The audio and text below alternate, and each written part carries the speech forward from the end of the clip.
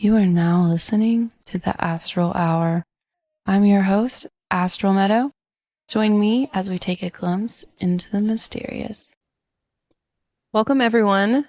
Today, I'm joined by Kooch Daniels, co-creator of the Zodiac Light Oracle, Nakshatras, Sun Signs, and Planets. This deck was created in collaboration with her husband, Victor Daniels, who taught psychology for over 40 years at Sonoma State University. Kooch is a lifelong professional intuitive, and together they have studied for more than 2 decades with Harish Johari and Sri Amrit Anandamayi. Amarithanandamai, Mom. She's the They hugging pre saint from India. Oh, beautiful. They previously co-authored Awakening the Chakras. This Zodiac Light Oracle draws from the ancient wisdom of the Vedic rishis to explore the 27 nakshatras, the lunar mansions of Vedic astrology. Welcome to the show. Thank you. Thank you for inviting me. This is going to be fun. Yes, I'm so excited to get to chat with you. You have such a beautiful, fun energy. So this will Until be, I turn into the demon. don't we all? So, for those who don't know you, could you just share a little bit about yourself, your journey, and how you came into doing this kind of work? Oh, I was born into being weird, as my family used to think I was really weird because I didn't want to follow their religion, and I broke out and became an intuitive and a psychic, and that was very scary to them. Um, Went against everything they believed. So I've been a rebel. But I started at a very young age. I was like 22 years old in front of Ghirardelli Square in San Francisco as a street palm reader, tarot reader. And that was the beginning. And people would think I'd be crazy. And I really tried to do more conventional work. I got a degree as a psychologist, or doing consulting as a psychology major. And I worked in halfway houses for schizophrenics and teens who were kicked out of their homes. So I did a lot of normal kind of work, but the universe kept pushing me to like do psychic readings. And they have a strange way of telling you what they want you to do. And pretty soon I just went, this is what I'm being guided to do. I enjoy it. The doors are opening. I'm getting paid way more than my minimal wage because I was coming in as a psych tech, as more of an introductory role, and the pay was rather not too exciting. And I go, I'm doing so much better as a psychic than as a counselor, or going on that in that more respectable direction. And so I took the wild road and became a psychic, and the universe kept blessing me with work. And if the universe is opening those doors, that means, like, how can you not go? Because you're kind of being pushed in that direction, and the doors are opening and they're very inviting. And I've had a wonderful, blessed life living as a tarot palm reader, astrologer. And what can I say other than it feels like an incredible blessing?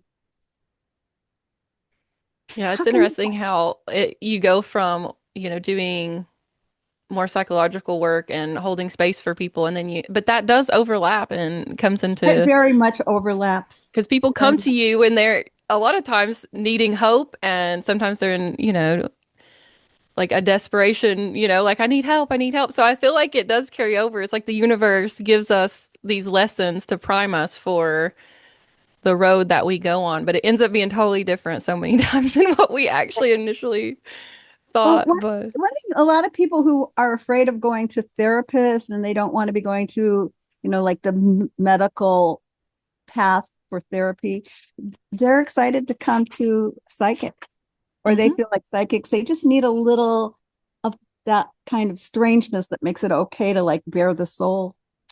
And right. I mean, I went from being a street artist to I'm working this past month in December. It was really busy working in tech companies in Silicon Valley. So Mm. I have doors opening that are very respectable, and you walk in and you're treated like royalty. So it's like I can't complain. It's Right. like Beautiful.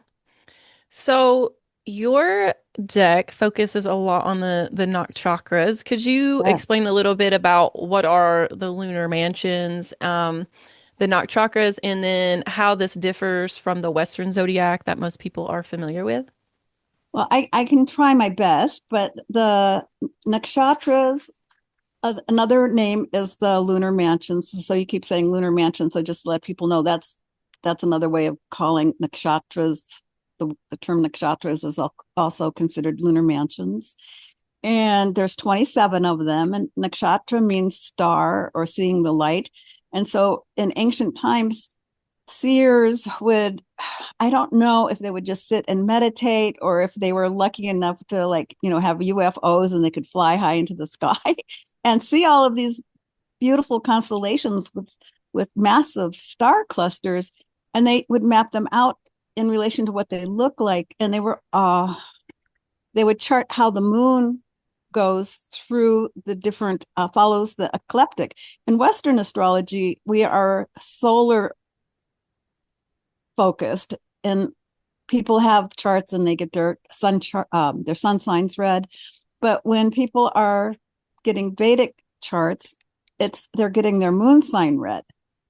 The main thing, the main thrust, because there's also zodiac sun sign readings in Vedic astrology, but the main focus is on the moon sign. And so that's where there's the big kind of the separating gap. But the terminology, and when people are reading sun signs or if they're reading somebody's moon sign, we're talking the same language. Mm-hmm. Moon signs in Vedic astrology are looked at with a lot of similarity to the mind and how you present your character, your being, your spirit, your soul. But it's through lunar perceptions. And when we do Western astrology, because I grew up as a Western astrologer, I was working in that for several decades before I started doing Vedic astrology. And I was forced into that I was forced into it because I would say, I'm never going to do Western astrology because I live in the West and people relate to it. And everybody I know does Western astrology. But the man who illustrated our deck, Peter Veltervede, who lived in Holland, or his life in Holland, and was very a very honored artist in Holland and in India, as well as he's done a lot of illustrations for Intertraditions books. He and I were going back and forth about how to do our deck that we'd been trying to collaborate on. I started it with our mutual guru who actually connected us together, Harish Johari. And so I was working with him, but then Harish happened to pass to the other side. But before he did, he told Peter, the artist, that connect with that woman. I want this deck to be finished. Mm-hmm. So that's how I met somebody who I never had met, who lived on the other side of the world. It was through a higher being. And that's probably why these cards are actually in physical form, because they've been blessed by Guru Harish Johari, who has a lot of really beautiful books out on chakras and tantra and gemology and numerology and dharma and all kind of healing and massage and cooking. Anyway, he taught Vedic astrology, and I studied with him. I don't know if I'm repeating myself, I'm sorry, but I studied with him for 20 years. So I became more interested in the whole Vedic philosophy and understanding of what goes into it, even though it's like a major lifelong science that can take many, many, many lifetimes to understand. But I got thoroughly magnetically attracted to Vedic astrology. And Peter told me, no, we're not. I think I sent him like 3 different proposals because we would communicate. How do you communicate with somebody who's in Holland and you're in California? It's like online. And I would send him proposals. We can do it this way. And he was so sweet. He'd always give me a lot of insight about what we can do and let him think about it. And I think it was either the 3rd or the 4th proposals where he said, I've been guided. They are telling me what they want, because he spent his life doing paintings of the gods, and he always would go into communication with the gods and goddesses. He says, you only can, they will tell you if you can draw them. For him, it was ongoing communication with the deities that enabled him to like do all these drawings that are on the cards and all the other drawings of the Hindu gods and goddesses that he did. So he told me, he said, you are going to learn Vedic astrology. And I'm like, oh, I've like said, I'm not going to do it. And he goes, yes, you are. So, I mean, I was like, I was under like, you want to finish this deck that we've been talking about for like, I think I'd been working on it for several years with Harish before he died. And then Peter and I were talking about it for at least 20 years before we actually like started getting into it and actually doing it. And then it takes a lot of dialogue back and forth. But he told me I'm going to like step it up, and I have, and I absolutely love it. So now I'm, I'm like, yeah, moon signs. It's all about moon signs, which makes a Yeah. lot of sense to me at this point. Yeah, it is a different perspective. I work with Western astrology, but I've had my Vedic chart read a couple of times, and I kind of think they're just two different perspectives of, like looking at yourself from two different angles. And I've deeply enjoyed learning about like my nakshatra or the sign or the lunar mansion that's in, and which I went and found in your deck. It's the one that's connected to the elephant tusk. um, but it's interesting to be open to learning it, because I think as Westerners, it's a different language. You have to be kind of open to appreciating there's like an art to learning about it, and it's a very intuitive kind of language. But I love this deck so much. I've been working with it for a couple months now. You sent me a copy, and it's just so beautifully painted, and it's really helpful, like the way that you break it down. And it's definitely, I have all these synchronicities around it. Like the other day, I was in my records and Yama was the guide for me, but I didn't know who Yama was at the time. And then I pulled the card and Yes. it was like Yama.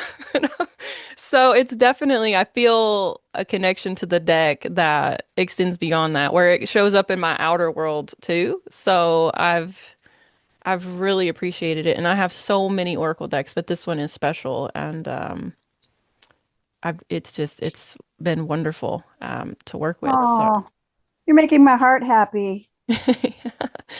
So, can anybody work with this deck? Even if say they don't know that much about like Hinduism or the deities, is it still open for anyone to explore it or? Well, they have to be open-minded. And if you're open-minded, because if it's not something that you have grown up with, I'm kind of jealous because people who grow up in India, they get to study this from the time they're like little babies, because there's so many traditions that are interwoven with the nakshatras and Vedic astrology. And us, as for the Westerners, it's kind of like learning a whole new language, and we it takes a while before we can get more hooked into it. If a person knows astrology, the planets and the sun signs that are represented in these cards, they would be completely familiar with everything. The only thing that's totally Vedic that is separate from Western are the 27 nakshatras. So if you already know astrology, you have a firm footing. If you want to learn more about yourself, and most of us do, the cards are 100% for you, because the nakshatras have really good, beautiful images, but they also have really good descriptions. And you can pull any card out of the 48 cards, pull a card a day to meditate and connect more with, what is the guidance for the day, or what card should I meditate on today, and get more of a firm footing of who am I inwardly, because the cards really help a person do deep diving. The dialogue that we have, and I had, just to get the information, was a lot of like, what can we discover about ourselves in relation to the light that comes through this nakshatra or the planets? What can we learn? So it's not just that it's some kind of a symbol, but it's what information, what inspiration, what guidance can we receive? And that information can help business people, conservative people, and people who are more into metaphysics and the occult or oracles. So it just depends on if a person is interested or not in this kind of a symbolic language. Right. There's something for everybody, though. Yeah, for sure. For sure. Um, so do you feel like everyone has some kind of connection to their intuition or their psychic ability? Um, do you think that's something that people can kind of cultivate, and maybe even work with the deck to kind of open up to that aspect of themselves? Anytime a person studies astrology, they're saying, I want to learn more about how to use my intuition, because you're working with symbols. Symbols are the language of the subconscious, and the subconscious is how we pull out intuitive visions or insights. So the intuition is very much keyed into, it could be tarot, runes, palmistry. It doesn't matter. If a person has that kind of a focus, they're opening their third eye to trying to see beyond the logical conscious mind. And if a person is, if they have the belief system that they're not psychic, or if they're afraid of psychics, that gateway is just closed. It's automatically like shut. So they're not going to believe that they can be psychic, or they're going to be like anxious thinking that maybe they're going to have some kind of a insight and it's going to be scary, or they've seen Friday the 13th, the movie Friday the 13th, and they're going to be running from anything psychic. So it really depends on your belief system. But if you believe you are psychic, just having that belief in itself opens up your mind to, like, it's possible. And in the East, psychics are so, everybody believes in psychics. My teacher was, he was so psychic. He would know what's in your mind. I mean, being psychic, I've met so many like really deep mind readers, people that could really see, from my travels in India and working with Indian teachers. I think there's more of a belief that it's possible, and there's um, more proof in just everyday life that people can be psychic, or we are psychic. So a lot of a person's willingness to use that depends on how they grow up, the conditioning that they have as a child. Children are so psychic, but parents can like really shut that down and say, no, no, no, we want you to study calculus. We don't want you to study like, symbols, or believe that you can be psychic. So it's our belief system, but everybody has the ability. Everybody has six senses. It's not just five senses. We all have six senses, but what we do with our sixth sense totally depends on our belief system. If I believe I have it, trust me, it's going to work. I'll see it in my life. If I believe I don't have it, I'm not going to be there. Yeah, I do That was the see. difference when I was growing up. My family did not want me to believe that I could be psychic. And I was like, yes, I am. I know I am. So, I didn't let them shut me down, and I kept moving in that direction, even though they thought I was crazy. But maybe I am a little crazy. I'm probably a little crazy. Yeah, I do feel like it is something we're kind of just innately born with, and then it's more of the culture that turns it off. And like you're saying, in these other cultures, it's more embraced, and they're not trying to say, "Oh, that's you're just Mhm. making that up, or you're lying, or you're trying to get out of going to school." And you're like, "No, I see." But I think for in the West, it is about almost like taking down the boundaries that we've put on ourselves around it more. But like you were saying, if the fears come up, I mean, you almost have to work through the fear first, because it's just going to keep putting more walls up, because it's like on a soul level, it's like safeguarding you, I think. Because if you're afraid of something, you're not going to have the experience. You're like preventing it. Um, I think in relation to just, getting readings, people are afraid they're going to see Yama, they're going to see death, or mhm, mhm. find, and that's like a big fear that comes up in a lot of readings around, like, can you see it? And I'm like, I try to like guide people to look at the path that they've chosen to try to evolve or to reach their desires and be more successful. I'm not trying to see when people are going to die. Right. A lot of people, unfortunately, they're thinking that that's like, can you see when I'm going to die? And I Right. think people don't psychics that. You're just asking for trouble because, you know, when somebody tells you you're going to die at a certain age, you're going to be like all hyped up about it. And, you know, it's like self prophecy. We're Right. creating our life through what we believe. So, you know, you don't want to have some other person like dump some weird data on you that's totally random.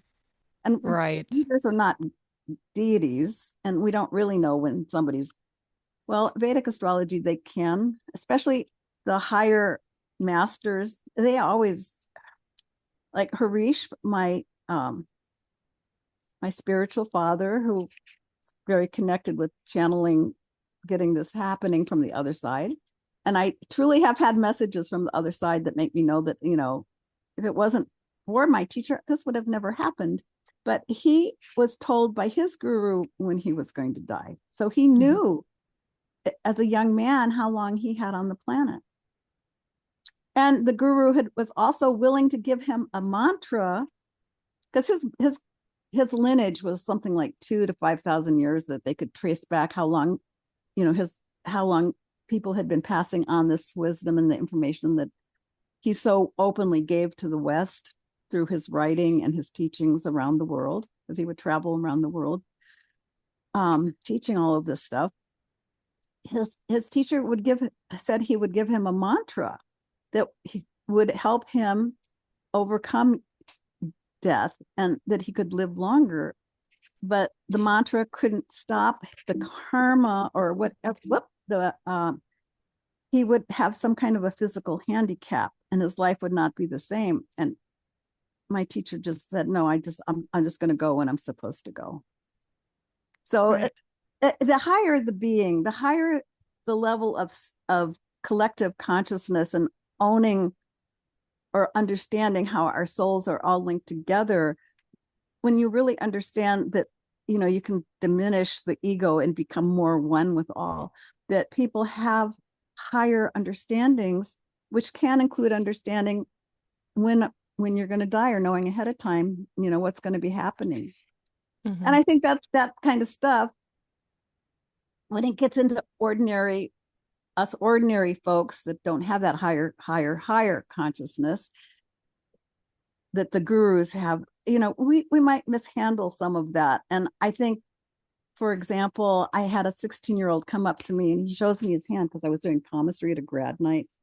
It's been so fun connecting with young people about being a palm reader. I could be like 50 years old talking to 15-year-olds and like love me because, you know, talking about what's going on in somebody's hand. But a 16-year-old told me, do you see it? Do you see it? I'm going, what do you want me to see? And he goes, don't you see? I go, I don't know what you're wanting me to see. And he goes, another reader told me I'm going to die when I'm, you know, like 22 or something. And I go, oh, you know, please don't believe things like that because people, you know, I mean, maybe they're sensing something in their own life. Maybe their own child is going to die at 22, but they're projecting it on you. I mean, who knows where that comes from, but never let somebody else like put some kind of a destiny on you that you don't want to accept or that's not kind. Because we create our own destiny. The more we believe in something, the more we bring it. It's like our thoughts are like magnets that bring things to us. That's what the power of visualization or setting intentions is all about. You know, as you believe, so you create. So you don't really want to stir up trouble and create really like fear for people that they have to live with every day or tell them they're never going to get married. Having told people I'm reading for that they're never going to get married, I go, oh my gosh, what? Why not believe you're going to get married instead of that you're not going to get married? If you're going to have some stranger tell you something, you know, just, you know, you can have an open mind, but don't accept everything unless it really feels like it fits. But don't live with the fear, and that's why people are afraid of psychics, because people can say things that maybe they think they're doing somebody a favor, but it really hurts the other person. So they hate psychics. Right. Yeah, there is, some ethics I think involved in this type of work. I mean, you have to meet the person where they're at, and if they want that kind of information and they're asking certain questions that are leading you to that, I mean, it's different because they're prepared for it, I think. No, But they're you don't not. just give unsolicited, stuff to people. I've had a couple people that thought they were about to die, and then the transit crosses over and they're still alive, and I'm like, see, and a lot of Probably a times, like, rebirth. It's better to go rebirth, you that's know. how You're gonna I view it. rebirth, Yeah, when I saw transformation. Yama, I was like,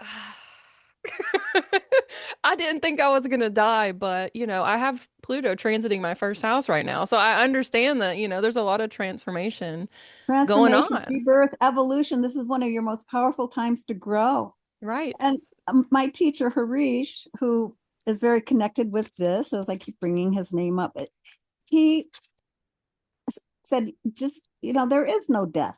We just keep Right. going. And so he's done a lot of work where he will not even bring death into it whatsoever because he didn't believe in death. But Mm, he had been assigned like a date when from his teacher when he would die, but he'd go, there's no death. We just right. keep going. You finish one Yes. life, you start another. It's just like we just keep going. Yes, that That's is what the I like beauty about of it. Hinduism. It's not heaven and hell, and we're stuck in purgatory or whatever forever. It's like no, you just like move from one body to another, so to speak. Yeah. Yeah. I remember hitting a point where past lives were just a thing. And I'm like, of course, it makes so much logical sense. I mean, that we would continue and that we would also come back to work on some of these challenges that maybe we didn't overcome in a lifetime. And maybe even some of our gifts would be, you know, we could bring them forward and we don't lose everything. I mean, I think some things we forget, but it's still there, with us. And I think some of these gurus just have this ability to kind of connect to their other lifetimes and all that information that they've been acquiring for all these incarnations are still accessible, but I think all of us have that kind of blueprint within us. And, it's just a matter of being able to access The it. soul blueprint. It's like what's in your soul. What is soul? Right. So what do you feel is, the difference between imagination and genuine intuition? Um, and how can people kind of trust that what they're receiving, is spiritual, when they're getting these kind of impressions or the soul kind of guidance? I think paying attention to the feeling behind it. Hmm. Well, there's the left brain and the right brain, and the left brain is the logic, and the right brain is the intuitive or the creative. And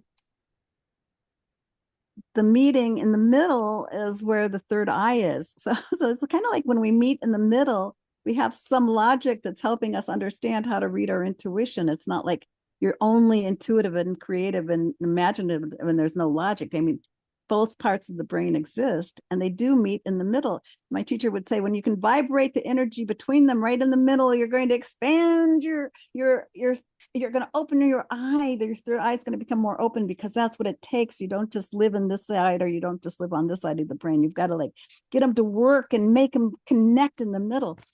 So that was the wisdom of Harish, or what I remember what he told me. So we have to learn through experience, I think, because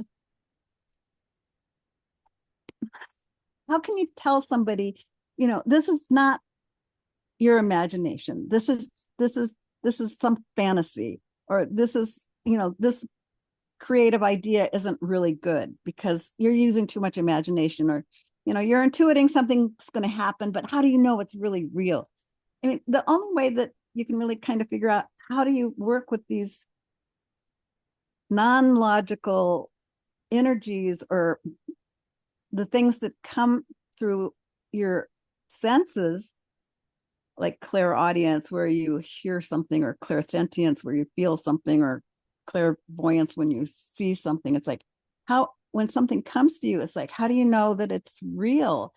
You have to learn to work with your own energies, and the more you can like just be with it and breathe with it, or breathe into it, so that you can feel, is this like authentic, is this real? So it's not like somebody can tell you, it's more like you telling yourself. And so it's really having to let your inner spirit or your inner guides or your angels kind of like flap their wings around you and make sure that you're feeling protected and that you can trust what's coming to you and feel how it feels. It's For just like, sure. what was, do you remember your dream from last night? I don't know if I remember mine from last night, but I do remember my dreams very often. Do you have a significant one you can share with us? Well, this is, I guess, kind of a prophetic symbolic dream that just recently happened to me. But I had a dream the other day that I was bit by a snake. And I sat with that dream, and a day later I took a case for a client because I'm a homeopath. And as I was investigating it, her remedy was lachesis, which is made from the poison of a snake energetically, right? You're not actually giving them poison. But I sat with that and it took me a little while and I went back and I was like, oh my God, the snake visited me before I even had the consult with her. But it was almost like this validating, like I repertorized it. I took her case very logically and it ended up being lachesis. And I was like, that snake visited me before I ever sat down with that person. And it showed up very symbolic. And at the time, it didn't make sense. So a lot of times I think for me, the intuition and the dreams, I don't always jump to try to understand them. I just am like, okay, snake bite. Let's sit with that for a little while. And it made more sense in retrospect. And then I was like, oh, okay, that's very symbolic. And, I do think spirit speaks to us in so many ways. It's just some of us, I think, are more aware and we're able to make the connections more easier because we do trust our intuition, you know? Well, the snake, it's like the end of the year of the snake, right?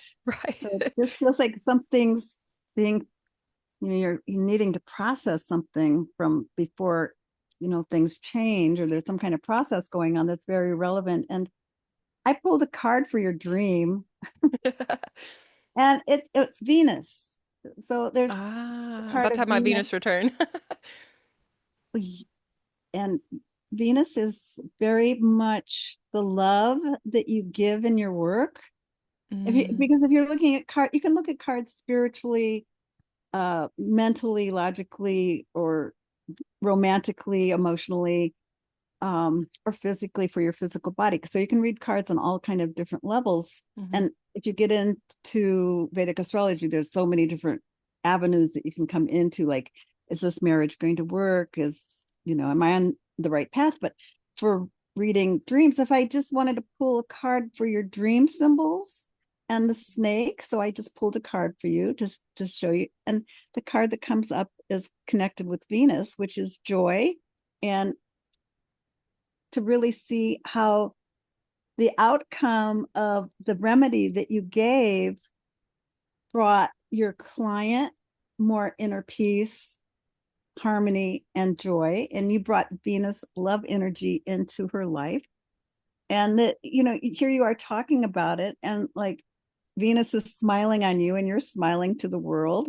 And there is just a connection with love in that dream. So if I was going to pull a card for your dream, it would be all about there was some kind of an emotional or romantic release in the remedy that you gave. mm, And I would start looking at is she going through some kind of a romantic release or hmm a situation where she's like needing to do a cleanse or hmm cleanse attachment or release from her emotional attachments. hmm So I would try to like bring in a card in relation to a dream with a client. So I mean, there's so many ways you can use cards Right. to see how the cosmos is trying to point to different possibilities in relation to whatever it is you're working on in life. Right. And Well, it it's can be interesting. subconscious or conscious. Yeah, now that you're saying this, because later, so I think it was 2 days ago, I wasn't asleep, but I had this vision of myself like floating in this kind of swamp, but it was very dark and there was like molted snake skin that had risen. And then I was devoured at this point and consumed by a snake. Um, for the snake, the serpent from the Norse myths was what came to me. But I was in Are the you a belly of the Scorpio? snake. No, I'm an Aries Ah, sun. In Vedic, I'm a Pisces sun. But yeah, I have Neptune conjunct my moon in the 12th house, so I have a lot of visions. But anyways, it's funny that I'm talking to you because I'm like, well, that other dream could have been about me as well, but at the time, I had to have this other vision to connect it back to me. But yeah, I was consumed by a larger serpent, not a snake, or it was like a dragon kind of thing. And then I was in its belly, and I was very aware that I would have to wait there for a little while and be reborn. But I'm about to go into my first house perfection year, and it's going to light up Venus in my first house, which is conjunct my ascendant in my north node. And then I'm going to have my nodal return. So Venus is going to be huge for me coming up. So it's funny that you drew that card in relation little to synchronicity right here. so There's many. there's so many. It's like the universe going, tell her Venus. It's all about love. Let her follow her heart. She needs to Yes. connect more with the goddess of love, beauty, art, imagination. Mm-hmm. Humanities, tell her to go dancing. Venus is all about enjoying life and having fun and dancing and singing or writing songs or poetry, whatever. So use your creativity. In my sense, if you're being consumed by a snake or finding yourself in a serpent's belly, that is so archetypal for the power of the feminine. Mm-hmm. And it's the myth of you're going to be regurgitated into a stronger form of your true self, or your Mm-hmm. soul is going to become more your dominant theme. So my sense is your path is going to be, I mean, if you think about the snake shedding its skin and it's a symbol of transformation and evolving to the new, there's a lot to look forward to Mm-hmm. by your dreams and connecting with the snake energy. Yes, because I also think about like the Kundalini with Ooh, serpents, and I think in our culture we villainize snakes, but in other cultures, snakes hold all sorts of deeper symbolism outside of being afraid. But I did initially, I'm like, oh God, this snake just bit me. And I recall the second vision where I was floating in the water. I wasn't actually afraid at that point. Where the first dream I had a little more fear, I think, around it and was surprised. But I remember just floating and saying, I can't fight this, so I'm just gonna allow. And so it was like a stepping stone to the next stage of the with the vision. So, it's like the birth channel, it's water. So it's like you're hmm coming through the birth channel to becoming more aware and more in touch with who you're who you're becoming and how to use your intuition more, or how to just channel that serpent that is the symbol of wisdom, or the kundalini that is your ability to break through the mundane reality and reach for higher consciousness. hmm That's a very good dream. I love your dreams. I'm glad you say that because Yama shows up, you're like a little intimidated. So, Well, I'm if you think of it translated into rebirth and right. and opportunities to awaken to new visions. It's like things don't stay the same when you have Yama hanging around. Right. Absolutely. And it's unpredictable because you don't know on what level you're going to be forced to grow and to leap into the new, because it's the rebirthing into the new. hmm Right. So your perceptions are going to evolve. That would be my interpretation. Yeah. I love that. Thank you for doing that little mini reading for me. That was beautiful. I really resonated with your interpretation of it all. And I did think about it as a womb at one point, the darkness, when I was in like the swamp. When I heard you Um, floating in the water, I kept getting like, oh my gosh, she's going through the birthing canal. There's something right. happening. Yeah, that was beautifully connected to kind of how I sensed it, almost like the dark goddess, like the because like it all happens in the darkness, like the way, like when you're in the womb, it is dark. You can't, the baby is not like seeing anything while it's in there. It is darkness, but it's an energy of creation Or that's maybe they're existing. seeing everything.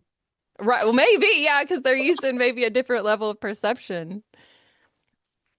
Well, a So, trusting intuition, I keep getting that you need to find a mandala and have like a crystal mandala mm, energy that either you keep nearby to help you work with the energy that because you're shifting gears. You're at a place of shifting all of the symbolism of your first chart and your first house and your 12th house. It's kind of like the beginning and the end. The 12th house mm-hmm. is the last sign, the last house on the zodiac wheel, and the first house is number one. So you've got like the beginning and the end, and like you're kind of like moving between those two, and there's so much stuff happening, and Yeah.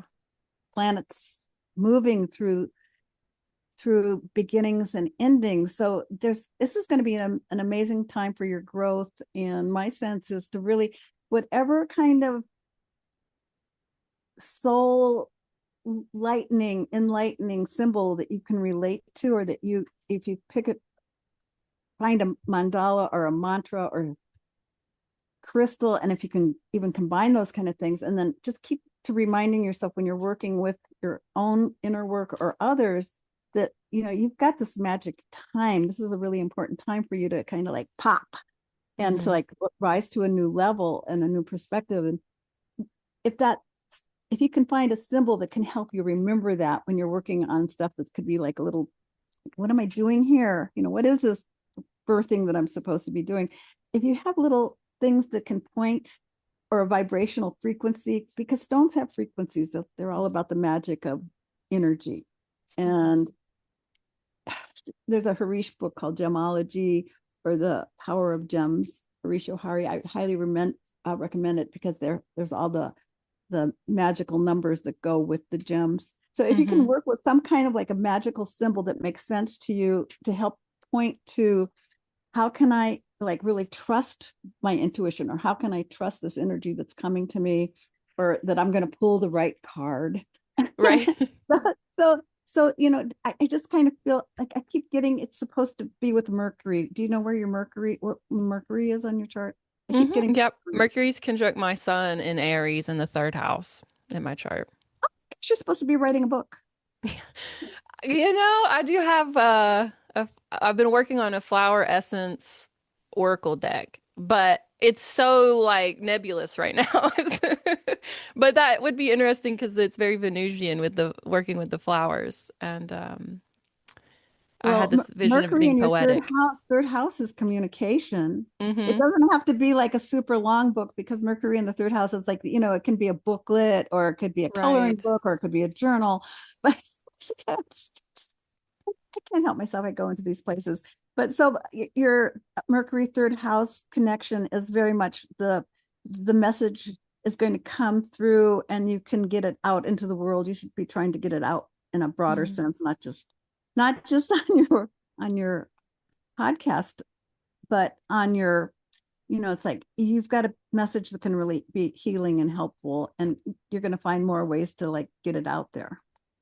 Okay, I like this. I have been also working on a book of poetry, but I have just not. I don't know when it's over, you know? It's like you're always writing more poems. It's like when do you say, okay, that's enough for book one of poetry. So I don't know. That Never is enough. encouraging. Yeah, that's encouraging that working with Mercury is beneficial for that. And Well, Mercury is also the healer. uh-huh. And Hmm. even in these cards, the first card, Ashwini, is healing. And it's very connected with the power that we have to heal others. And my Hmm. sense is like one, it's the number one, which is the power of beginnings. And if you plant the seed deeper within your subconscious, that this is something healing and being, if there's new growth or new perspectives or whatever your cycle is that you're entering, that try to set an intention. I mean, for me. I don't want to tell other people what to do, No, but I it appreciate might it. it might be the power of whatever it is that you're maybe it's writing more poetry, or like coming to a place where you can actually like put them all together and like feel like, okay, I can put these out instead of just Mhm. like, but because we were talking about beginnings, Ashwini turning the wheel, getting things started, and really they're the healers and the energy to move on horses. They're horseback riders, and the symbol Mhm. is the horse, which is like movement and progress and advancement, and kind of like getting this, if you're into symbolism and diving into the subconscious, becoming more playful, not playful, because they were channeling the wisdom of the gods. And that's what Mercury does in Roman mythology, the caduceus. It's all about channeling the wisdom of the gods. So my sense is your Mercury in your third house, and where your planets are transitioning in your first house. You said Pluto in the first house. It's all Mhm. about a new awareness of yourself and what you're capable, or how, what kind of potentials you want to fulfill, develop more, or skills you want to powerhouse into like using more. And um because you're connecting with Venus on a higher level and symbolism on a higher level, it's all about doing the healing of the global consciousness. Mhm. So I applaud what you're about. Yes, I love it. Pulling Venus, it helped, anytime she shows up, I'm like, okay, okay, it's You not can gonna be breathe easy. She like only there's gonna loves be some love. beauty, yeah, and some love, and it's gonna have some nourishment with it She and not never just she be doesn't like to do the housework so much though. She's, right. she's to I, like, let's just create and have fun here and enjoy. right. It's all about, I call her like the hedonistic goddess, because she's like, she doesn't want to do the stuff that's not so fun. But if it's Hmm. fun and creates beauty, harmony, good relations, intimacy, good connections, it's all about it's all about making a bigger creative commitment to letting your imagination flow, Hmm. I love that. and Oh, even growing in self-love. It can be the love you're doing for and giving to others through your healing work or your flower essences, but it can also be like really like making a commitment that you're going to honor that there's love within that is nurturing and creating something really alive within you that is a solid foundation, and it's your rooting to the earth. So it can enable you to grow with more confidence and more ease. beautiful. Didn't know this was going to be a reading for you, did you? I like it. I actually really appreciate it. It's like I get some tips and people get that live action kind of energy of how to work with you and understand how you just Well, applied the card they see how to. it works, because you bring up cards and all of a sudden it's like it's just a train of like what goes with this card, and Right. looking at where the planets are in your chart. Right. It But I all lines up. do you have anything aspecting your seventh house, just because it's opposite the first house, and you've got Pluto, which is growth, a lot of growth within yourself, how that might Uh, affect your seventh house? I don't know if my seventh house is Leo, and the only thing I have there is my south node. So I don't know of anything transiting Leo right now, or activating my seventh house, but I always think about the axis of Aquarius and Leo because of the nodes. It's constantly back and forth, and my kids are, I have a Leo son and my actual son, not my son's sign. And my daughter's an Aquarius, so I'm like they're always lighting up that axis for me, and I'm very aware of the nodes. So Oh, well, there's always more to learn with the nodes though, because they're unpredictable hmm. and you never know what's going to come. Uh, there is a lot of acceleration if you have nodes in the first and seventh house, because the first house is the self and the seventh house is partnership or soul commitments. So they're opposite when you're looking at the placement on the astrological wheel. And so those two houses are going to kind of be lit up for you. Mm-hmm.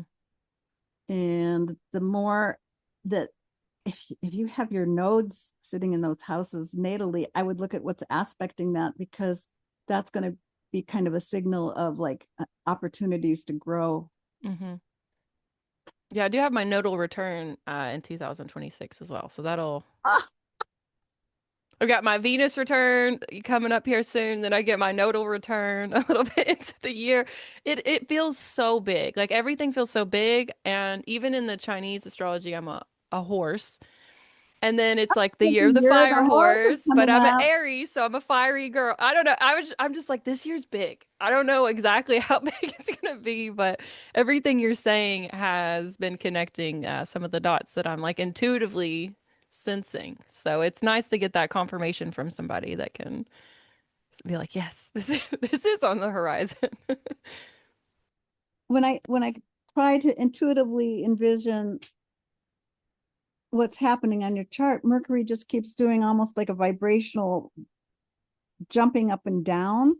And I just feel it's there's going to be a lot of power that comes through your voice, or however it is that you communicate, even through your poems or getting poem out there, or whatever your message is. It's going to be more amplified. There's going to be more possibilities for your message to be heard.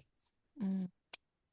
And I would just really try to key into green and emerald energy, or that color of emerald, because that's like Mercury loves green and is the gem is emerald.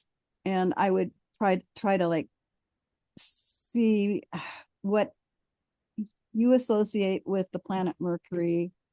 I would pull out the Mercury card out of your deck that you have. I would Okay. set Mercury somewhere where you could like check in with the symbolisms on Mercury, which Mm-hmm. it would take me a minute to go through these 48 cards to find the card of Mercury, but it's in here somewhere. And I would, that's how I would possibly use this deck too, is using it for like, oh, well, here I have the Star of Might and Mega that I just pulled for the moment. So I would pull out a card that's meaningful and try to look at it, set it somewhere for a while, not just for an hour or not just for a meditation, but like have it where you can walk by it for a while and have a dialogue with it and ask what the message is for you and how. But because I intuit Mercury so strongly, when I try to intuitively see your chart, I would pull out Mercury and try to work with learning more about what is Mercury and how you relate to it, and what messages that you might find by connecting with the symbolisms on the card, Mm-hmm. and how can that help you grow, or what is the message you want to be giving to the world. Right. And work with learning more about Mercury. But you can do that with each planet. And that's also, these cards can be tools for learning. They can help you learn about the planets or the sun signs or the moon signs. Mm-hmm. And that's another way to use this deck. Every once in a while, I have to like, oh, this is deck. We're supposed to be talking about the deck. Oh yeah, sorry. Yeah, this deck is so good. Well, And I have stop, but we don't have to do much. I actually am really enjoying connecting on, what's happening in your dreams and in your chart.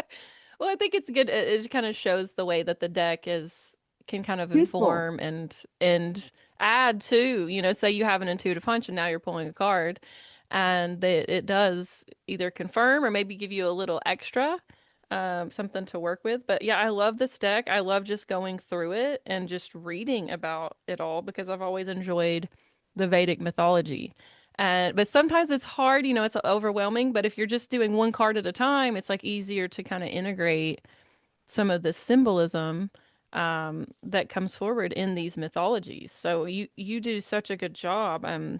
If you do one card a day, it's less than 2 months, Right. because 2 months is 60 days or 61 days. And so it's like within 2 months, you can have a better, much more in-depth understanding of astrology with a very Mhm. short self-guided tour of the planets and the signs and the the course that the moon goes through in a month, and it you can just have a much better sense of what's out there in the cosmos.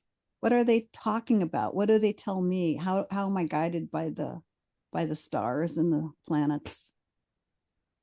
Yeah. And so you have some of the cards are the nakshatras, and then some are connected to the zodiac signs, and Mm-hmm. that's blended in there. And then some are connected to the planets. So you are able to get that kind of combination And when of you're doing some. Vedic astrology, you use all of those. Hmm. And if when you're doing Western astrology, we're just focused on the sun signs and the planets. But if you can open your mind to the moon signs, it just opens up a whole level of lunar reflective understanding of how does the moon move. And there's so much magnetism. I mean, we're mostly water, and think about the oceans and the ocean waves being so strongly affected by what is happening with lunar frequency or vibration or the magnetism of the moon. So moon energy is so important to all of us. And if Right. we like root vegetables, moon is what gives the root vegetables the energy at night to grow. The shade vegetables, or I mean, Hmm. there's just so much moon energy that the menstrual cycle, the woman's feminine cycle, it's all about lunar energy. So to open ourselves more to understanding how the moon moves through the constellations, it just opens us to being more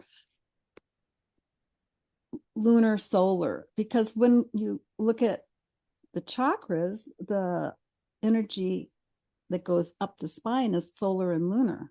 We're not Right. just solar, we're not just lunar, we're not just right hemisphere, we're not just left hemisphere.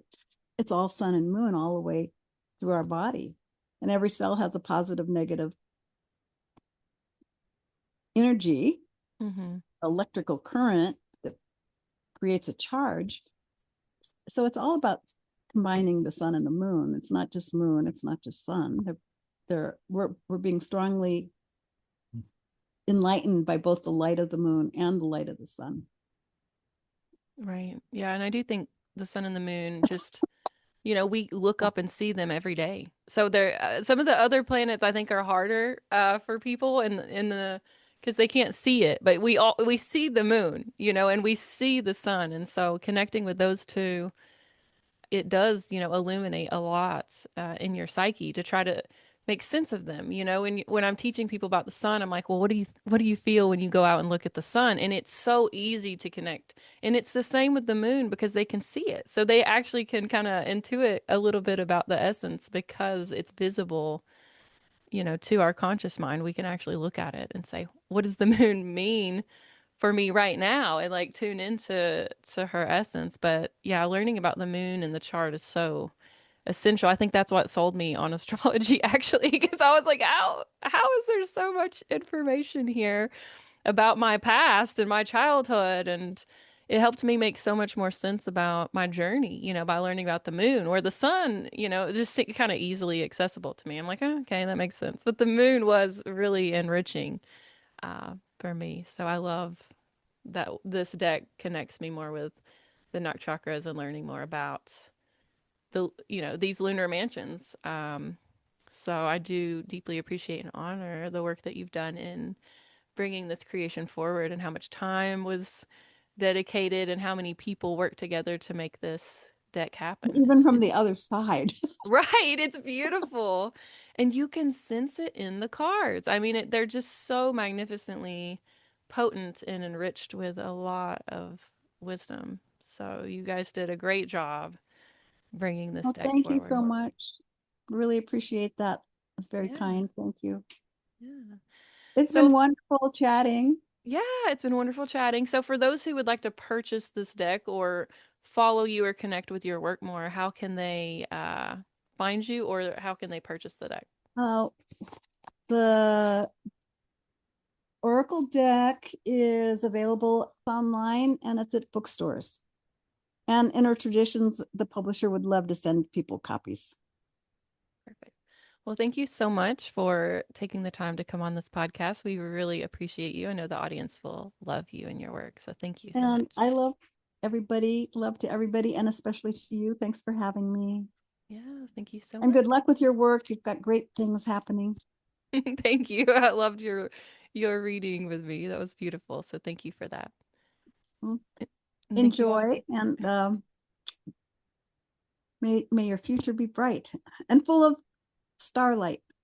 Mm, well, That's thank full you. of nakshatras. Thank you. And thank you all for tuning in. Check us out next time on the Astral Hour.